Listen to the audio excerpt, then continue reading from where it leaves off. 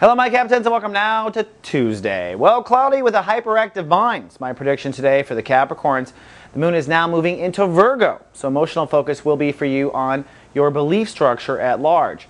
Now this is the first time the moon has entered Virgo since Saturn left. So how does it feel? How do you feel about your beliefs? How do you feel about your philosophies? In a way, it's a bit of a test as far as how far you have come with Saturn moving into Virgo. Saturn now, of course, is in Libra, but Saturn will go back and retrograde through Virgo next spring. So kind of get a feel for what you believe in and if you're strong about that and if you have passion behind those beliefs. Also, this is the time where you just every month kind of upgrade your beliefs based on what you've lived emotionally in the last 30 days. So I always say we reread old emails, we listen to old phone messages, and we kind of just come to new conclusions about how things have happened. But nonetheless, you're likely spaced out. As about the Sun, we're coming to the end now of Chapter 2 of Sun in Scorpio.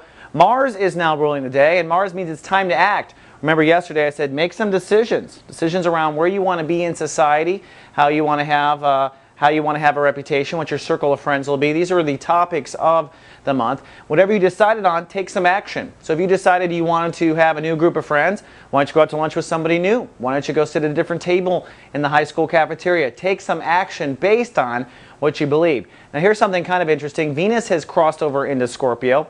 So while you're kind of working out the higher nuances of social life and whatnot, Venus says it's time to create the lower ones. So maybe perhaps in the beginning you got rid of a certain business card because it just didn't represent you anymore. You got rid of something that reflects you in society, the Pinto, because it doesn't represent you anymore. Well, Venus says let's go ahead and create the new that will replace that Pinto. All right, Capricorn, that's all I have for today. I'll see you tomorrow with more. Live, love, be.